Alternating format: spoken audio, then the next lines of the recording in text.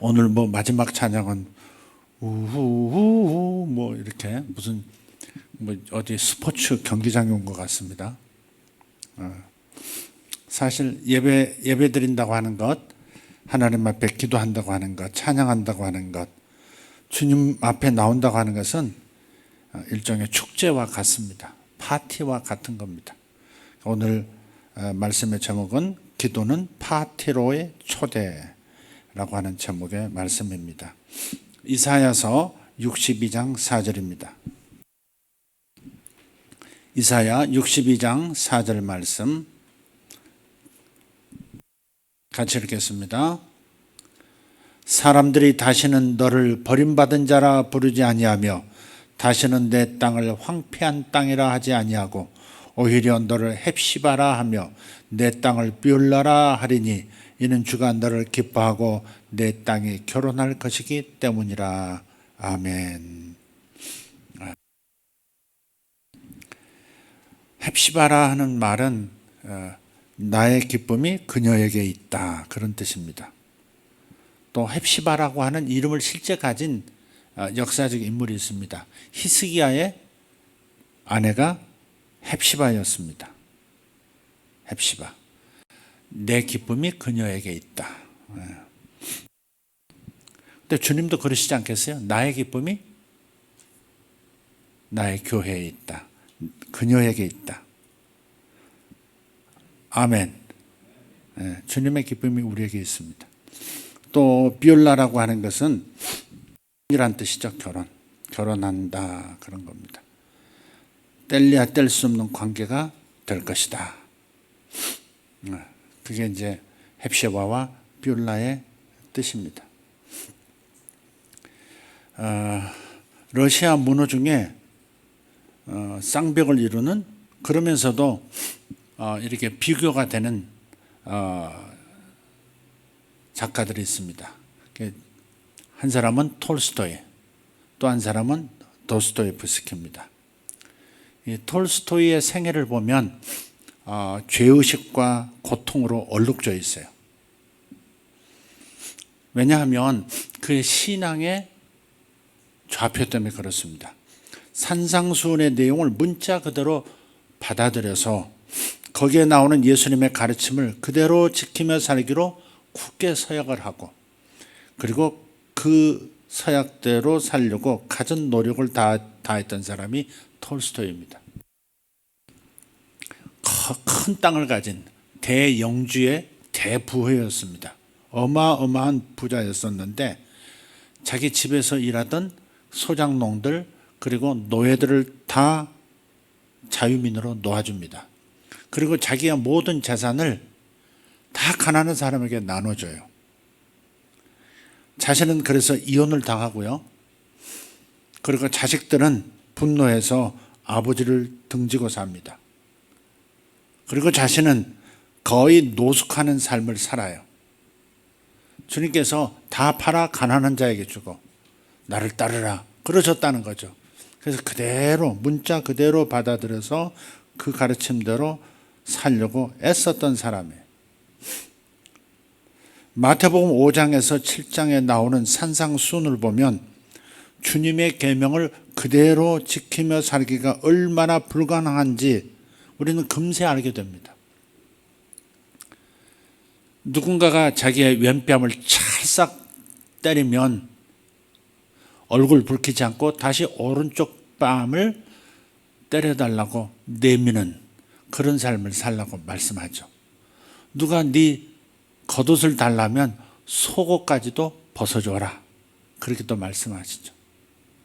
원수를 위하여 축복하라, 그렇게 말씀하고요. 또 미워하면 이미 살인한 것이니까 미워하지도 말아라. 정욕을 품으면 이미 간음을 저지른 것이고 원수가 공격하면 저항하지 말고 오히려 사랑해라. 그래서 톨스토이가 그대로 이 말씀들을 지키려고 하는 것을 삶의 목표로 삼았어요. 당연히 실패를 반복하고요.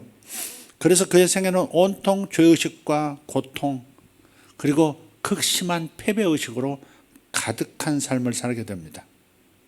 그리고 그런 그의 심정이 자신의 소설과 특히 종교 작품 속에 고스란히 반영이 됐습니다.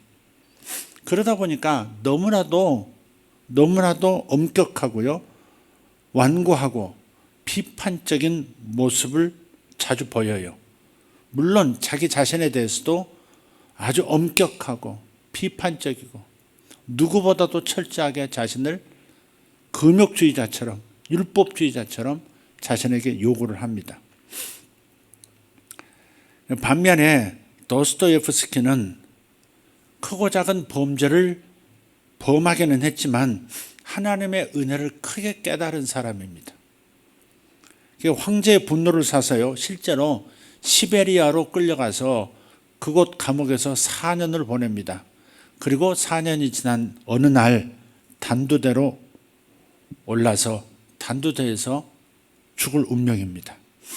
그런데 사형 집행 바로 직전에, 불과 몇 초 전에 멈추시오 하는 소리가 들려요. 황제의 사면을 받습니다. 그래서 살아나요. 근데 사실 이건 황제의 농간입니다. 존경받는 작가였기 때문에 그때 당시 황제의, 또 황제가 다스리는 그 국가에 반역적으로 나오는, 반항하는 젊은이들에게 교훈을 주기 위해서 도스토예프스키를 아주 모델로 해서 그렇게 사형 집행까지 시키는 연출을 한 겁니다. 어쨌든 살아났어요. 저도 한 번은 한 두어 번 꾼 것 같은데 꿈에 제가 사형을 당합니다. 기둥에 묶여 있고 두 눈은 가려 있고 저쪽에서 척척척척 걸어와서 도열에 서서 총을 나에게 겨누는 그 장면들이 막 꿈에서 그려집니다. 그리고 지휘관이 어깨총, 그리고 조준, 발사하는데 그 발사 직전에 제가 풀려나는 그런 꿈을 꾸는 겁니다. 그런데 그 꿈을 꾸고 나면 그 해방감은 이루 말할 수가 없습니다. 여러분도 그런 비슷한 꿈을 꿔보신 적이 있을 거예요. 정말 위기윌발 속에서 극적으로 구출받는 그런 상황, 그 자유감, 그 해방감, 그 안도감, 이루 말할 수 없습니다.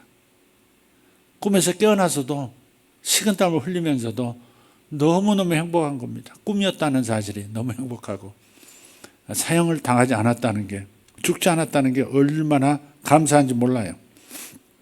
그래서 이 도스토예프스키가 자기 삶에서도 그런 일이 있었지만, 그래서 그런지 용서의 기쁨, 구원의 감격, 사랑의 환희가 그의 작품 속에 그대로 반영이 됩니다. 그러니까 범죄가 있었지만 여러 가지 잘못들을 안고 살았던 인생이지만은 하나님의 큰 은혜를 경험했기 때문에 그의 삶은 그 작품 속에서 이러한 그 용서받은 기쁨, 구원받은 자의 감격, 그리고 사랑에 의한 기쁨들, 이런 것들이 그대로 나타나고 있다는 겁니다. 그래서 톨스토이와 도스토예프스키가 이렇게 대비가 되어서 많은 사람들에게 회자가 되는 겁니다. 최악의 비극은 산상수훈을 또 다른 율법주의로 왜곡시키는 것이라 할 수 있습니다. 산상수훈을 보면서 또 다른 율법주의에 빠지는 거예요. 물론 주님은 율법을 완성시키러 왔다 그러셨어요. 율법을 폐하러 온 게 아니라 율법을 완성시키러 왔다 그러셨어요. 그래서 그때 당시 이 바리새인들, 최고의 종교 지도자들, 그리고 가장 하나님의 말씀에 근접해서 산다고 하는 그 바리새파 사람들이 율법을 가리켜서 가르치고 또 자신들이 지키고 있었던 그 내용을 보면 너무 허접한 구석이 사실 많았어요. 그래서 예수님께서 본래 율법은 이런 수준의 것이 아니야, 이런 수준이 아니야, 더 완벽한 거야 하면서 율법을 더 촘촘하게, 그리고 도저히 죄인들은 빠져나갈 수 없는 그런 그물 같은 것으로 완성을 시켜버렸어요. 그런 의미에서 나는 율법을 폐하러 온 게 아니라 완성시키러 왔다, 그렇게 말씀하신 거예요. 너희들은 너희들은 간음하지 않았다고 자랑질하고 있지만 그러나 마음속에 정욕을 품는 자는 이미 간음한 것과 똑같다. 너희가 살인하지 않았다 그렇게 자랑질하고 있지만 그것이 율법의 전부인 것처럼 말하고 가르치지만 그러나 너희들이 누군가를 형제를 미워하면 이미 칼로 찔러 죽인 것과 진배가 없다. 똑같은 죄다. 똑같은 무게의 징계가 있을 것이다. 그렇게 말씀하신 거예요. 그러니까 율법을 보다 완벽하게 만드신 거예요. 인간으로서 조금만 노력하면 흉내 낼 수 있는 수준의 율법에서 인간이라면 그 누구도 빠져나갈 수 없는, 그 누구도 율법 앞에서 가장 율법의 밑바닥에 내려앉은 존재인 것처럼 느껴질 수밖에 없는 그런 율법으로 완성을 시켜버리신 거예요. 그러니까 주님의 율법의 목적, 율법의 의도, 율법의 용도라고 하는 것은 바울이 이렇게 분명히 밝히고 있어요. 율법으로는 죄를 깨달음이라 그랬어요. 율법으로는 죄를 깨달음이라. 율법 산상수훈에 나오는 예수님께서 완성시키신 그 율법의 내용, 산상수훈의 내용들, 이게 인간으로서 이런 삶을 살아야 한다라고 하는 목표는 분명하지만 인간이 그 목표들, 그 제시하신 율법의 말씀을 지킬 수 없다라고 하는 것을 깨닫게 하는 것이 궁극적인 목적이었다는 겁니다.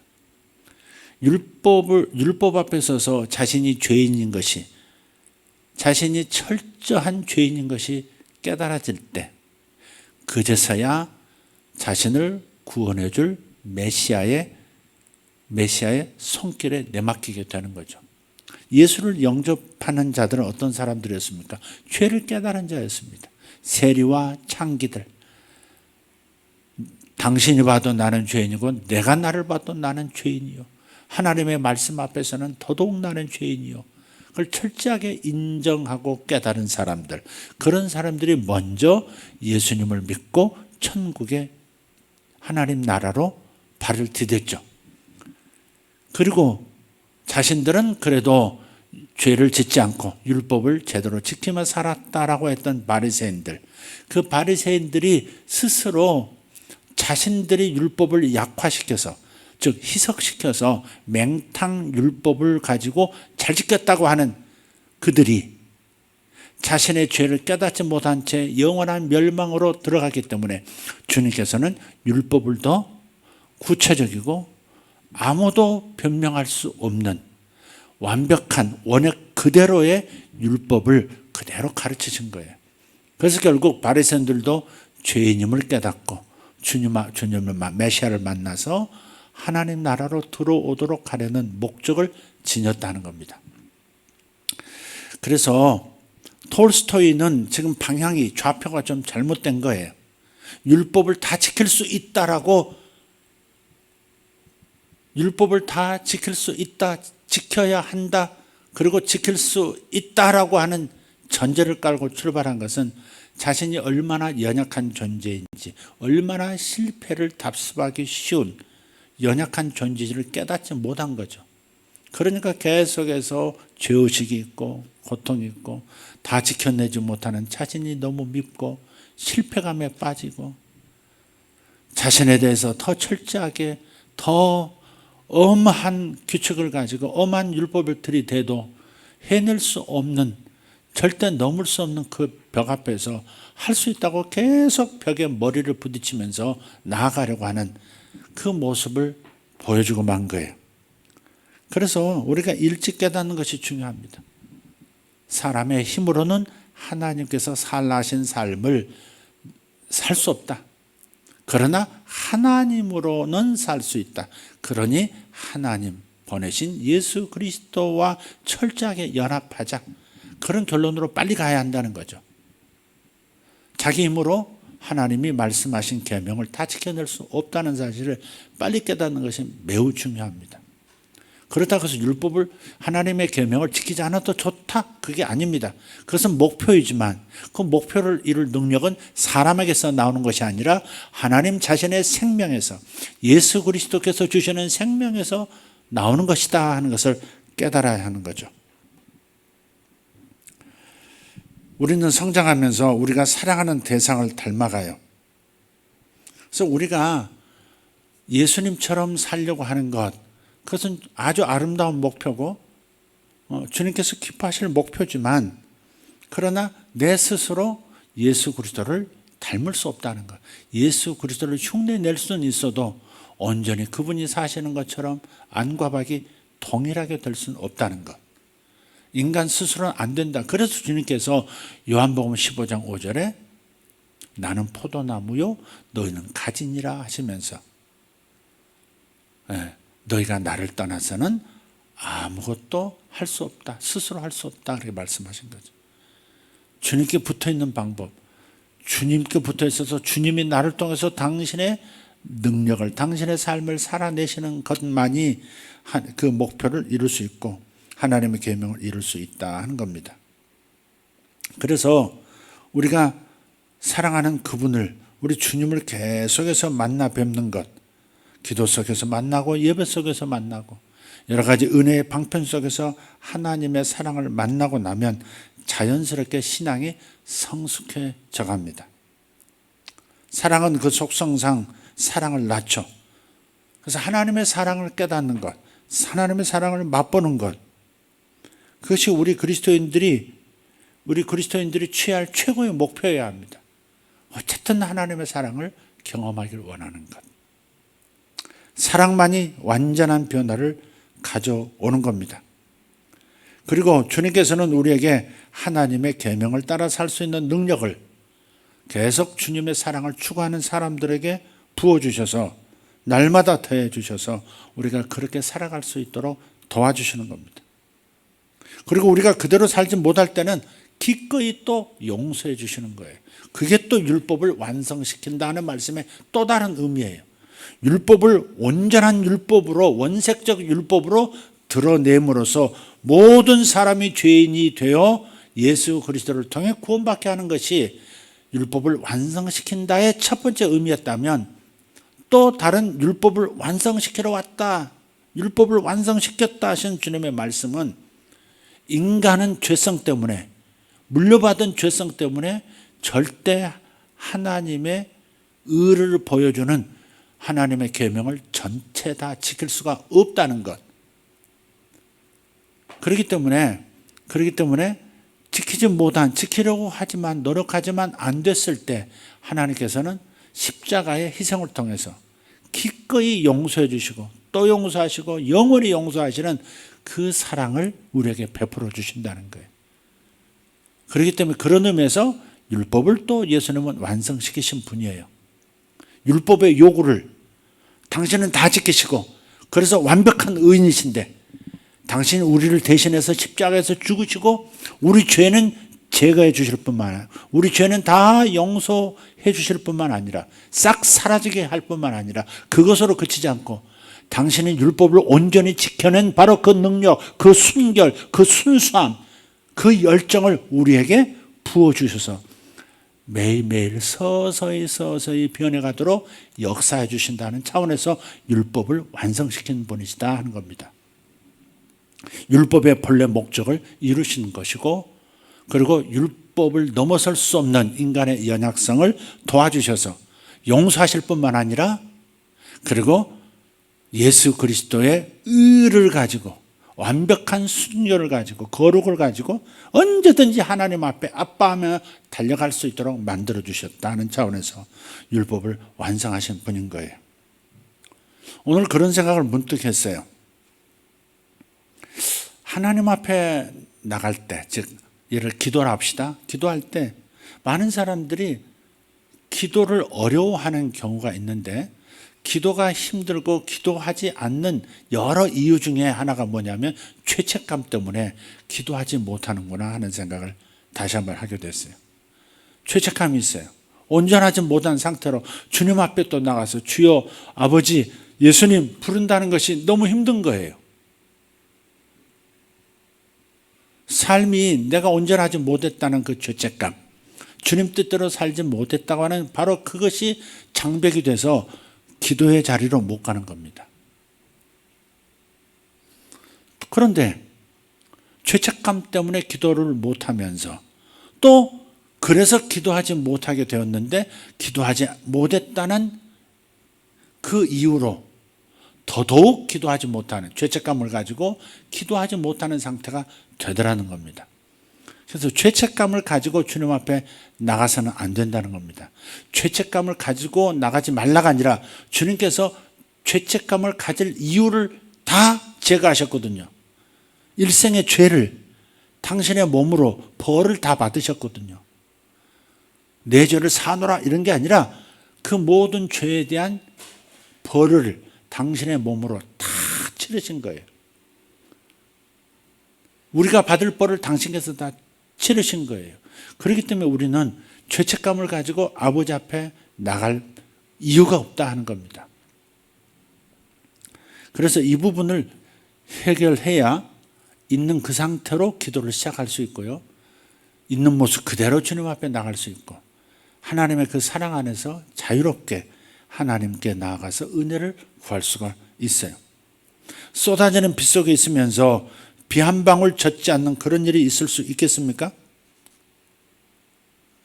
장대 같은 빗 속에서 서 있으면서 한 방울도 젖지 않는 그런 일 있을 수 없습니다. 마찬가지로 하나님의 그 나를 영접해 주심, 기쁘게 있는 그대로 나를 사랑하시고 그 무한한 사랑 가운데서 환대해 주시는 그 사랑하심 가운데 서 있으면서 그 환대와 사랑이 내 위에 가득히 흘러 넘치지 않을 수 없다는 겁니다.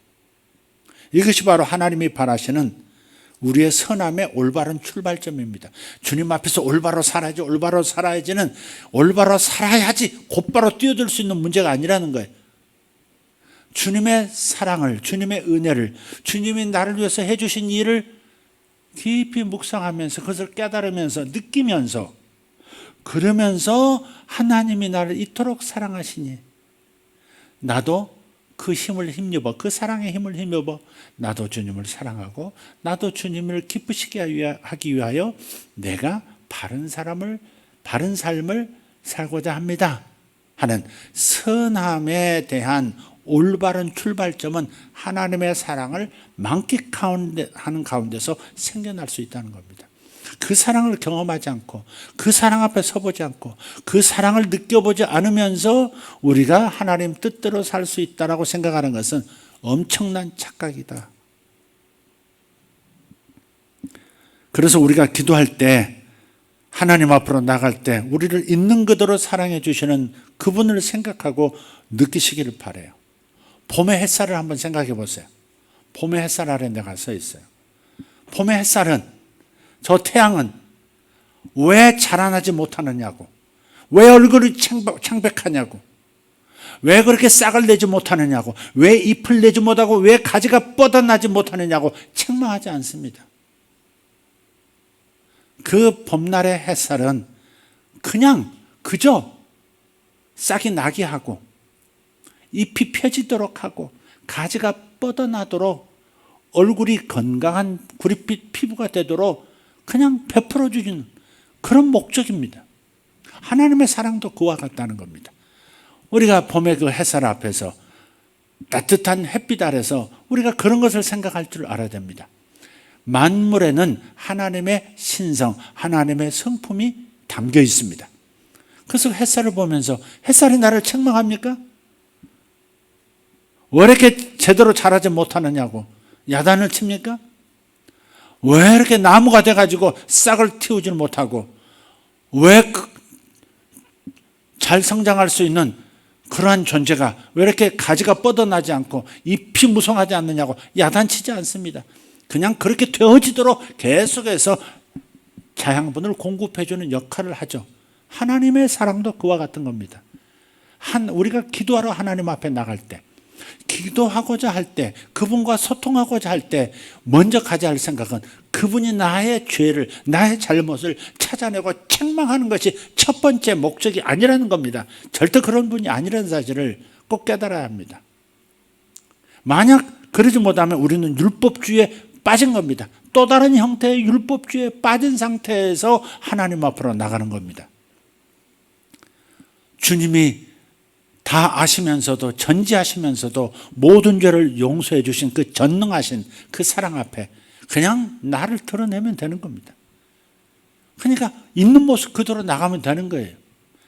있는 모습 그대로 나가면 되는 거예요. 정죄하지도 말고, 나를 판단하지도 말고, 비판하지도 말고, 자신을 옥죄지도 말고, 스스로 목을 조르지 말고, 주님의 그 무조건적인 환하게 웃으시는 봄날의 햇살처럼 그냥 사랑을 쏟아부으시는, 나를 자라나게 하고 나를 변화시키시고 서서히 달라지도록 만들어주시는 그 생명력 앞에 그냥 서는 심정으로 가는 겁니다. 성경에 보면 하나님의 무조건적인 사랑에 대한 이미지를 찾아볼 수 있는 몇 가지 장면들이 있어요. 시편 131편을 보면 젖된 어린아이가 어미 품속에서 잠들어 있는 모습을 말해줘요. 엄마 품에 있을 때 아이들은 그 어떤 것도 두렵지 않습니다. 엄마 품에만 있습니다. 제가 호주에서 뉴질랜드를 오고 갈 때, 또 브리즈번, 또 이렇게 또 이 시드니 이렇게 오고 갈 때 국내선이 거의 조그만 비행기들이에요. 근데 바람이 많이 부니까 이게 비행기들이 이렇게 막 흔들리는 거예요. 더더군다나 2후 5분, 착륙 5분 전이 제일 위험하다 그러잖아요. 한 번은 작은 그 국내선 비행기를 타고, 그 무슨 비행기인지 잘 모르겠는데, 내리는데 얼마나 놀랐는지 몰라요. 그냥 뭘 잡고서 꽈당 하고 내려 던진 것처럼요, 비행기가 꽈당 하고 그냥 지면에 부딪혀가지고 공중으로 뜬 거예요. 다시 꽈당 하고 공중으로 다시 튀어오른 거예요. 튀어올랐다가 다시 공중으로 날아올라서 돌다가 내려오면 좋을 텐데 그냥 꽈당 한데도 계속 또 이제 잡아보려고 조종사가, 그러니까 꽈당 하고 몇 초 동안은 공중에 떠 있다가 다시 꽝 하고 꽝 하고 이러면서, 그러면서 착륙을 한 기억이 있어요. 얼마나 무서운지 몰라요. 근데 이렇게 보니까 어떤 아이는 엄마 아빠 품에서 계속해서 노는 거예요. 공중을 나는 동안도 놀고 착륙할 때도 놀고 계속 뭔가를 질문도 하고 뭔가를 가르치고 이러면서. 근데 그렇게 꽈당 하는 그 순간에도 아이는 엄마를 보고 웃고, 그리고 하나도 무섭지 않다, 상관도 하지 않고 그냥 평안하고 기쁜 얼굴을 하고 있더라고요. 젖된 아이가 어미 품에 있음 같다 하는 표현 한번 생각해 보세요. 아이들 젖 물고 있다가요, 배가 부르면요, 빨 거 다 빨면 그 다음에 자신도 모르게 엄마 젖꼭지에서 그냥 입이 푹 빠져요. 잠들어가지고 푹 빠져요. 그리고 이렇게 잡니다. 이렇게. 우리 아이 젖 물려본 엄마들 잘 아시죠? 얼마나 귀여워요? 젖된 아이가 어미 품속에서 잠든 것 같이. 우리가 하나님 품에서, 하나님 품으로 가서 아버지 부르고 어머니 같으신 그분 품 안에서 내 마음의 모든 것들을 내려놓고 쉴 수 있는 것, 그것이 우리 기도의 중요한 목적이거든요. 평안을 누리고 그분의 사랑 안에서 안식하게 되는 것, 이게 가장 중요한 목적이거든요.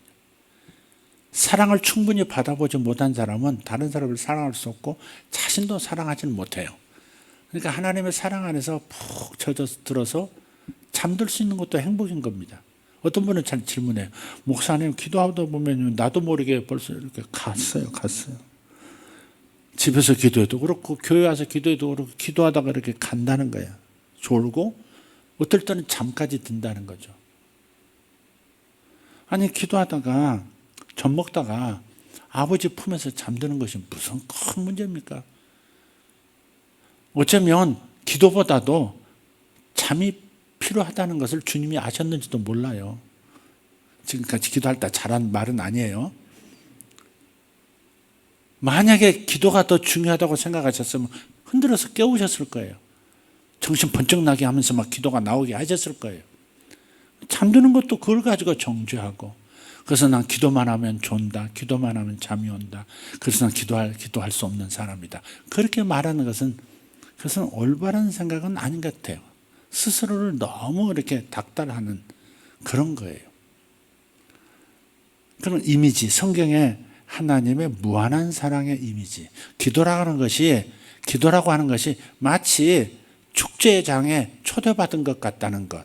이런 느낌을 받아야 되는데 뭔가 해내야 하고 뭔가 긴장해야 하고 기도를 너무 진지하게 받아들이면 기도의 본질을 놓쳐요. 너무 진지하게 받아들이지 말라고요. 주님의 사랑, 주님의 기쁨을 경험하는 현장이 기도다. 그 생각. 하나님께서 파티로 나를 부르셨다. 파티 가면 뭐가 있어요? 웃음이 있잖아요. 기쁨이 있잖아요. 즐거움이 있잖아요. 어린 양의 혼인잔치. 아니, 가나의 혼인잔치에 가도 예수님께서 뭐부터 만들어 주셨어요? 기쁨을 잃지 않도록 포도주를 만들어 주시지 않습니까? 바로 그런 장소가 기도의 장소예요. 기도의 파티 장소. 예. 예배도 그런 거예요, 사실은. 어떨 때는 하나님께서 병을 고쳐주실 때도 있어요. 그런 분들 봤어요, 제가. 전신이 문신으로 가득한 분이 있어요. 미국, 지금은 부흥사신데, 이제 그분도 연세가 많이 드셨는데, 전신이 문신이. 그래서 정신병원까지 들어갔어요. 마약을 너무 해가지고, 이제 뭐, 마약을 안 하는 상태에서도 환각을 보고 막, 예, 뭐 그런 상태이기 때문에 정신병원에 막 집어넣어 놨어요. 근데 주님께서 그 정신병원을 찾아오신 거예요. 거기서 주님을 만났어요, 이 사람.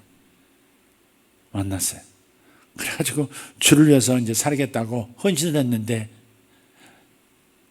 문신이 여기 얼굴, 여기 목까지만 온 것도 아니고요. 얼굴까지 다 그려놨거든. 해골, 별, 비둘기, 뭐 이런 식으로 온몸이 까만 문신. 이래가지고 어떻게 제가 목사를 합니까?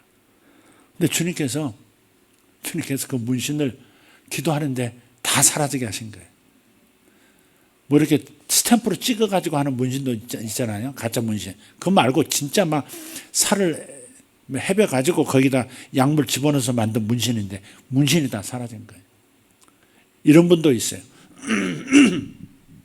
하도 험하게 놀아가지고 칼자국이 팔에 길게 아주 깊숙하게 나 있는 그냥 재봉질, 철도가 이게 놔져 있는 사람.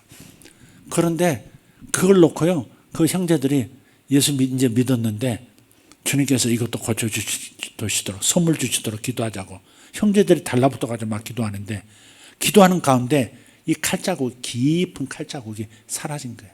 점점 어떻게 나오더니 가늘게 나오더니 나중에는 그것마저 싹 없어진 거예요.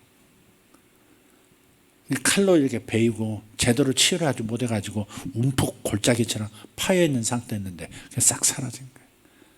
그러니까 기도라고 하는 것, 예배라고 하는 것, 하나님 앞에 나간다고 하는 것은 이렇게 하나님께서 병을 고쳐주시기도 하고 맹탕 같은 무미건조한 마음을, 물 같은 마음을 포도주처럼 즐겁고 웃음이 나오게 만드는 그런 현장으로 바꾸시는 것이 바로 기도입니다. 그런데 이런 것들을 경험하고 이런 하나님의 무제한적인 무한한 사랑을 경험하는 기도가 되려면 아까 말씀드렸던 하나님이 기도하러 나오는 나를 어째 그 모양이냐고 질책하시지 않는다는 사실, 이거부터 깨달아야 된다 이 말이에요. 비타민 D를 피부로 먹으려고 나가는 창백한 얼굴의 사람처럼 그냥 햇빛 아래 나가면 되는 거예요. 주님의 영광의 빛 앞으로, 영광의 보좌 앞으로 그냥 나가는 거예요. 주님의 책망의 소리가 들리지 않아야 합니다. 주님이 질책하는 소리가 들리지 않아야 합니다. 자기 마음속에서 그런 말들을 계속해서 끌어올리는 거예요. 율법주의적인 그런 피해 의식이 우리 안에 있는 거예요. 그래서 기도조차 내가 제대로 된 다음에 마치 깨끗해야 목욕탕 갈 수 있지 이렇게 더럽게 하고 어떻게 목욕탕 갈 수 있느냐고 그런 남자처럼 그렇게 하나님 앞에 나가는 태도를 가지면 기도의 그 축제를 경험하지 못하게 되는 거예요.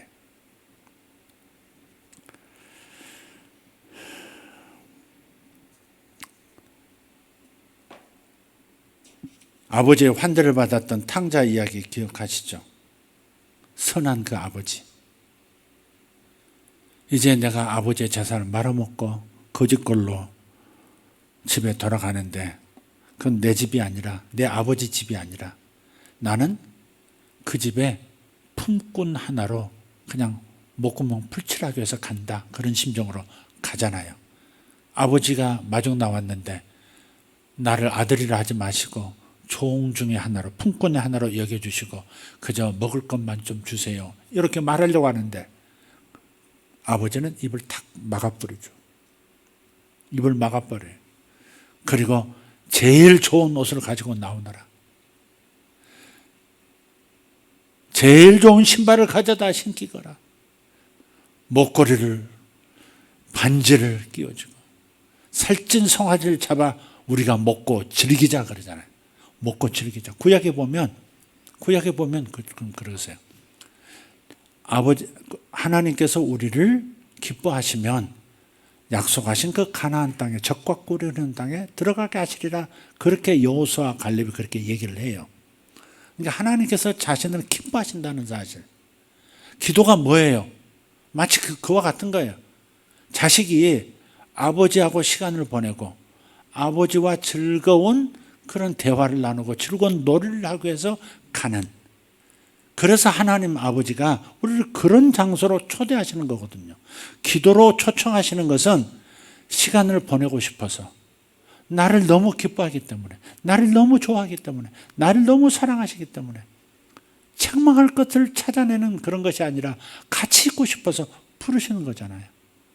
주님의 그 마음으로 들어가야 기도가 출발이 되지 그냥 내 마음에서 그냥 내 생각에서 출발하면 기도가 얼마나 무겁고 진지해지고 경직되겠어요. 그러니까 아버지 마음에서 출발해야 돼요. 아버지께서 봄날의 햇살처럼 책망하지 않고 싹을 왜 내지 못하느냐, 왜 잎이 무성하지 않느냐, 야단치지 않고 싹이 나도록 잎이 무성해지도록 가지가 쭉쭉 뻗어나가 큰 나무가 되도록 그저 사랑을 베풀어주는 그런 봄날의 햇살 같은 그런 아버지의 품이라고 생각해야 언제 어디서든지 기도할 수 있고 기쁨으로 기도를 통해서 자양분을 흡수할 수 있는 거죠. 그 사랑을 경험해야 나도 나를 항상 귀히 볼 수 있고 다른 사람을 완고하게 비판적으로 보지 않는 사람이 되고 그러는 거예요. 제가 가끔 그럴 때가 있어요. 예민해져 걸려요. 오늘 찬양을 왜 저렇게 하지? 오늘 쟤는 왜 저렇게 서 있지? 오늘 왜 사람 저기 앉아 있지? 이런 것이 작은 일인데 이상하게 예민하게 걸릴 때 있어요. 그때는 내가 은혜를 놓치고 있는 거예요. 내가 뭔가 비판적이 돼 있을 때는요, 하나님의 사랑 안에 있지 않을 때 그래요. 예민해져요. 집안 식구들한테도 그럴 이유가 없는데 말이 이상해요. 눈꼴이 시려워요. 여러분 그럴 때 있죠. 눈꼴 시린다 그러잖아요. 눈 뜨고 못 보겠어. 귀에 한마디 얘기해야 되나 안 해야 되나 뭐 이런 거. 그때는 틀림없어요. 하나님의 사랑의 은혜를 지금 놓친 거예요. 그런 상태에서 내가 발설하고 그런 상태에서 행동하고 그런 상태에서 뭔가 일을 진행하면 틀림없이 사고가 나요. 거기에 갈등이 일어나고 가래로도 막을 수 없는 어떤 상황들이 벌어지더라고요. 그러니까 빨리 은혜로 돌아가야 하고 빨리 하나님 사랑으로 돌아가고 그래야 모든 것이 정상으로 돌아가 하나님의 은혜 가운데서 하나님의 능력 가운데서 파티 같은 축제 같은 그런 삶을 살게 되더라고 하는 겁니다. 여러분 오늘 제가 이런저런 이야기로 말씀을 드렸습니다만은 그냥 한번 이 이미지를 한번 꼭 가지셨으면 좋겠어요. 가지셨으면 좋겠어요. 아까 말씀드렸던 봄날에 햇빛 아래 서는 심정. 절대 봄날의 햇빛은 나를 지적하지 않는다. 나의 문제를 질책하지 않는다. 왜 그것밖에 못했느냐고 책망하지 않는다. 하나님은 그런 분이시다. 언제든지 돌아가면 회복을 시켜주시는 분이시지. 왜 그렇게 살았느냐고. 돈 얻다 다 잃어버렸냐고. 어디서 이렇게 거짓골 들어가서 아버지 이름 먹칠하고 아버지 얼굴에 똥칠했느냐고 야단치지 않는다. 무조건 제일 좋은 옷을 가져와라. 제일 좋은 신발 내와라. 아들의 신분을 상징하는 언제든지 도장 찍고 물건을 인출할 수 있는, 돈으로 인출할 수 있는 인장 반지 끼워줘라. 뭐 이렇게 살찐 송아지 잡아서 여러 사람과 함께 즐기고 먹고 마시자. 이런 상태로 만들어 주시기 위해서 나를 기다리신다는 거. 이걸 생각하고 기도하시고, 이걸 생각하고 예배로 들어오시고, 이걸 생각하고 찬양을 시작하셔야지. 나의 상태, 나의 옳고 그름, 이것 따지면 하나님 앞에 은혜를 받을 방법이 없어요. 하나님이 나를 책망하시지 않는다면 어찌 내가 나를 또한 책망할 수 있겠습니까? 주님께서 나를 문제 삼지 않으신데 왜 나는 나를 그렇게 문제를 삼는 것입니까? 왜 그렇게 나를 괴롭히는 것입니까? 왜 이렇게 자신을 그렇게 비판하면서 괴롭히면서 사는 겁니까? 왜 잘못한 것을 그렇게 곱씹으면서 문제덩어리인 것처럼 스스로를 하나님에게서 그렇게 떼어놓는 것입니까? 전혀 주님은 그런 것이 아닌데, 주님의 의도가 아닌데. 그래서 우리가 바르게 사는 것이 하나님의 또 다른 목표인 건 틀림없어요. 선하게 살고 하나님의 어떤 목적을 이루기 위해서 뭔가 하나님 계획하신 건 있는 것은 틀림없어요. 그러나 하나님은 신사이시기 때문에 한꺼번에 그런 걸 요구하지 않으세요. 그냥 나도 모르는 사이에 그분의 사랑 안에 취해서 이렇게 하나님의 축제의 삶 속에서 이렇게 하나님을 접하고 사랑을 접하고 살아가는 가정 가운데 자신도 모르게 성장하고 성숙하도록 만드시는 방법을 사용하시지, 규칙을 계속해서 강조하시고 법을 강조하시고 계명 강조하시고 그러는 분이 아니다. 그래서 우리는 톨스토이 같이 살아서는 안 된다. 크고 작은 범죄를 많이 저질렀다 할지라도 차라리 도스토옙스키가 훨씬 더 성경적인 삶을 사는 것이고 하나님의 은혜 안에서 자양분을 충분히 먹고 천국인으로서 살 수 있는 지름길을 가는 것이다 하는 것을 놓치지 말자 하는 말씀을 오늘 드립니다. 여러분이 늘 들으시는 은혜에 관한 말씀입니다마는 오늘 기도에 도움이 되기를 바랍니다. 할렐루야. 다 같이 일어나십시다.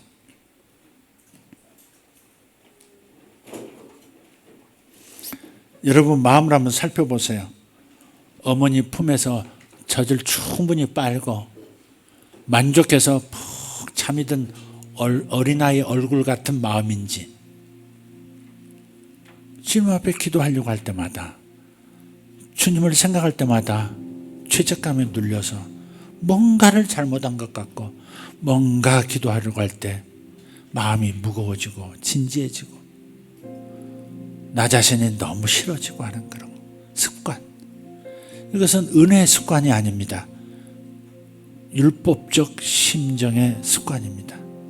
율법 습관입니다. 은혜 습관이 아닙니다. 우리는 은혜 습관을 가져야 합니다.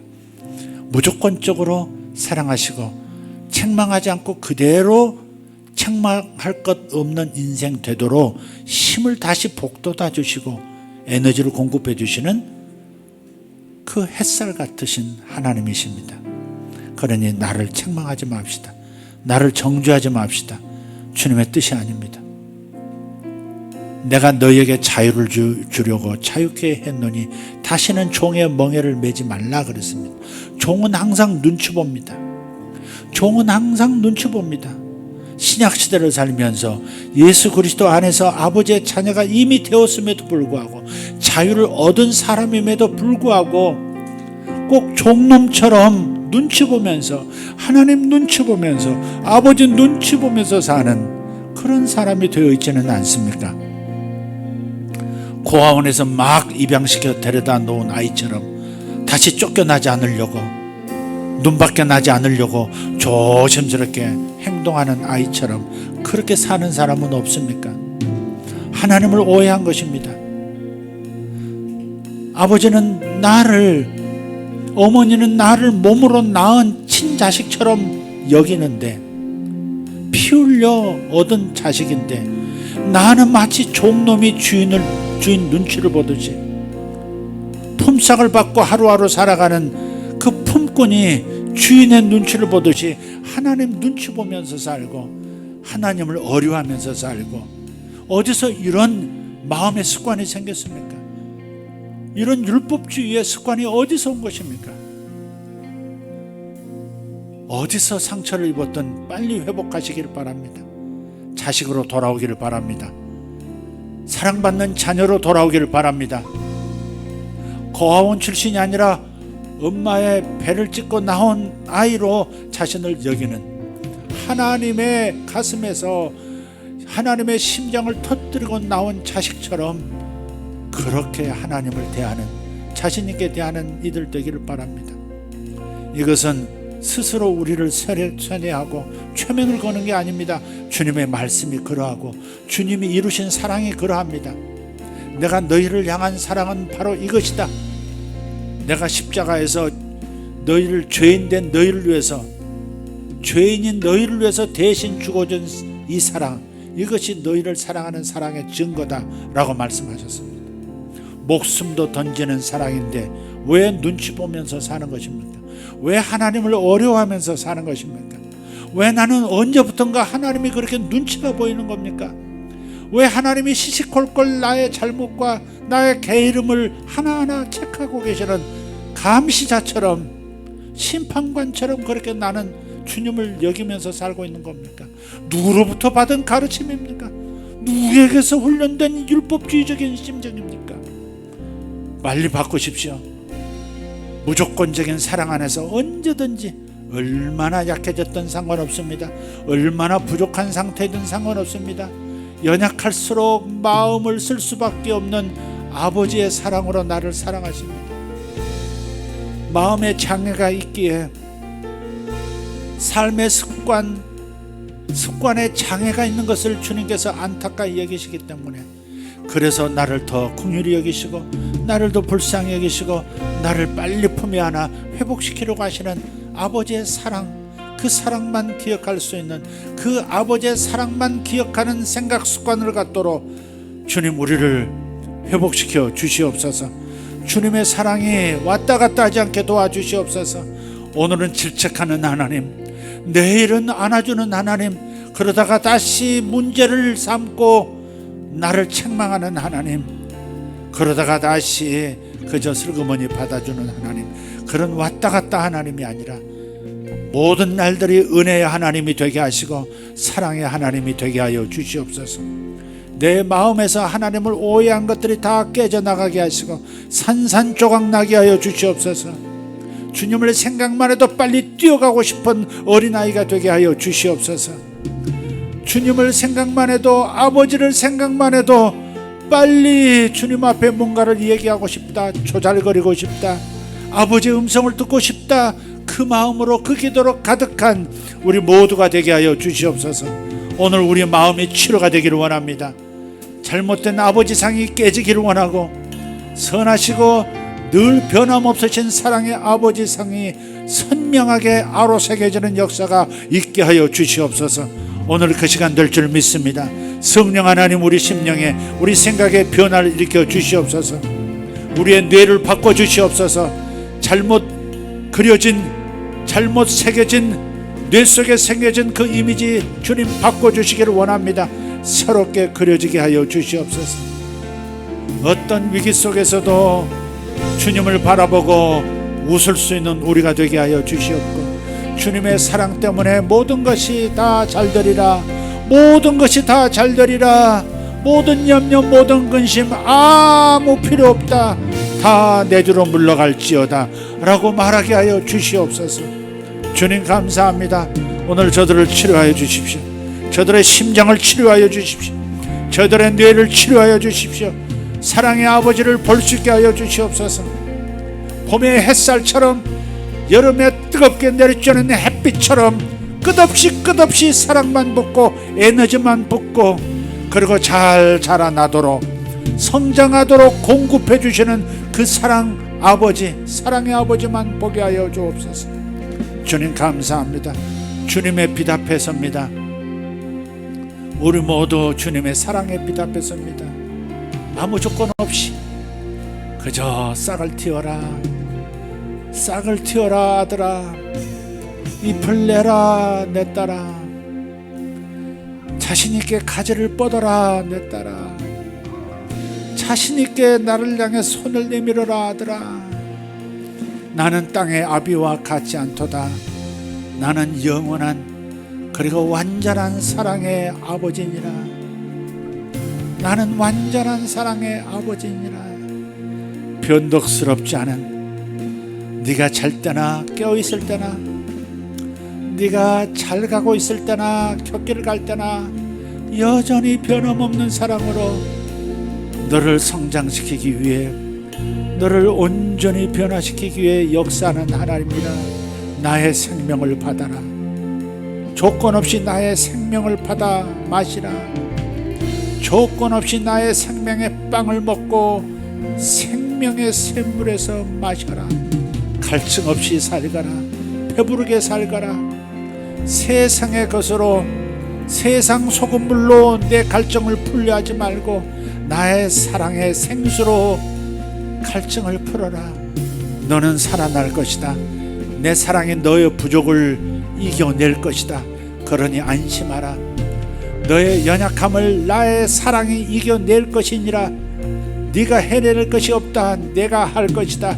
내가 내 안에서 네가 이루어야 할 목적을 이룰 것이다. 네가 되어져야 할 그 존재가 되도록 네 안에서 내가 역사하고 있고 끝까지 역사하리라. 그러니 안심하라. 네 힘으로 살려고 하지 말고 나의 힘에 의존하고 내가 너를 향해서 붓는 그 능력에 기대라. 그러면 되겠다. 네가 할 일은 내게 기대는 것이다. 네가 내 품에 안겨 나의 생명의 젖을 빠는 것, 그것이 네가 성장하는 방법이다. 너 자신을 채찍질하지 말아라. 네 자신을 정죄하지 말아라. 더 이상 괴롭히지 말아라. 더 이상 못난이라고 말하지 말아라. 더 이상 죄송하다고도 말하지 말아라. 내가 너를 죄송하지 않는 인생 되게 할 것이다. 미안하지 않는 인생, 자신감 있는 인생으로 세워줄 것이다. 담대하라. 담대하라. 담대하라. 은혜의 보좌 앞으로 나오너라. 그저 공급만을 바라고 그저 새롭게 되는 것을 믿고 내 앞으로 나올지라. 할렐루야. 주님 감사합니다. 이 기도를 들으시는 것을 감사합니다. 이제 기도할 때 저들은 평안해지게 하시고 주님의 사랑의 젖을 빠는 자들이 되게 하시고 사랑의 햇빛을 마음껏 받아들이는 자들 되게 하여 주시옵소서. 오늘 확 크게 하여 주시옵소서. 오늘 저들이 확 성장하게 하여 주시옵소서. 저들의 내면이 쫙 펴지게 하여 주시옵소서. 주름살 활짝 펴지게 하여 주시옵소서. 두려움 따위는 상관이 없게 하여 주시옵소서. 자유를 누리게 하여 주시옵소서. 환호하게 하여 주시옵소서. 크게 웃게 하여 주시옵소서. 크게 웃게 하여 주시옵소서. 나의 주, 나의 하나님, 나의 아버지 감사합니다. 주여 감사합니다. 하나님, 저들에게 하나님 하늘의 손을, 주님의 그 사랑의 손을 얹어주셔서 하나님 마음의 괴로움을 하나님 제거하여 주시옵소서. 마음의 저 고통을 제거하여 주시옵소서. 저 정죄감을 주님의 십자가로 하나님 주님의 보혈로 깨끗하게 씻어버려 주시옵소서. 아버지, 더 이상 자신을 정죄하지 않는 사람, 더 이상 자신을 괴롭히지 않는 사람 되게 하여 주시옵소서. 위대하신 하나님 감사합니다. 위대하신 하나님 찬양합니다. 오레데베레 카르마 사라반나 켄나는 두리아스보스 이마라디알라바 할리아스. 주여 감사합니다. 아멘 아멘 감사합니다. 아멘 아멘 감사합니다. 아멘 아멘 아멘. 아버지 감사합니다. 마음껏 마시고 마음껏 먹는 자녀들 되게 하여 주시옵소서. 아버지, 마음껏 먹고 배불리 먹고 광주리가 남는 역사가 있게 하여 주시옵소서. 하나님, 주님의 사랑 안에서 온전히 치료되게 해주십시오. 주님, 나를 사랑하시니 감사합니다. 나를 사랑하시니 감사합니다. 아버지의 사랑 감사합니다. 아버지의 사랑 감사합니다. 아버지의 사랑, 아버지의 사랑. 와파리오 소레라 피움만소로 디텔라 카리안스 아르반데 올가르 토메이샤탄 나라칸만세라 발라키 아라바스 이마라 슈라 발라키 아마라 신바라키 아라바스 일로그로 템베레 슈마라 칸말란시 알바라로 우파티 알론데라 투메르 카리안스 로다사라바리오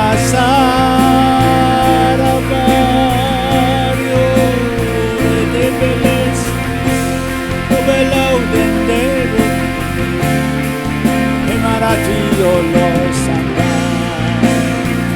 오다나 벨라 트라덴스 말라오레 세라바마 올레올레오 산나라 카리아 올레올레오. 주님의 사랑 안에서, 주님의 사랑 안에서만 자랄 수 있습니다. 주님의 사랑 안에서만 우리는 성장할 수 있습니다. 아버지의 사랑을 깨달아야 내 영혼이 성장합니다. 아버지의 사랑을 맛보아야 우리는 펴집니다. 아버지의 사랑을 더 알게 해주십시오. 주여 감사합니다. 아버지의 사랑 안으로 들어오게 해주시옵소서. 아버지의 사랑 안으로 우리의 자녀들이 들어오게 해주십시오. 홀리아 판넬로스 파센드로 이마라티 오레베 셜로 가르온데레 스페이스 인가라 술라 바라티 알바랄로데. 계시와 평화, 하나님의 계시와 평화, 하나님의 사랑의 계시, 사랑의 계시가 넘쳐나게 하옵소서.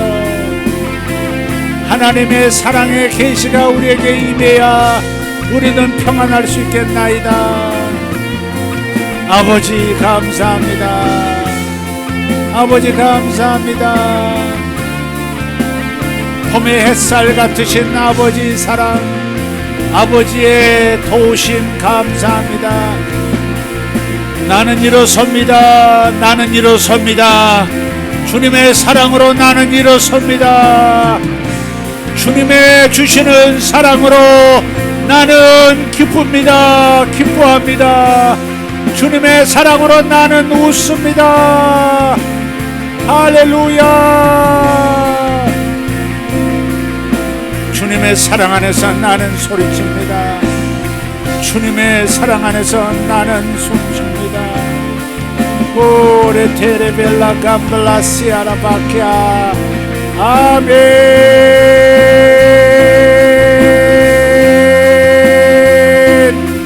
오 할렐루야. 할렐루야.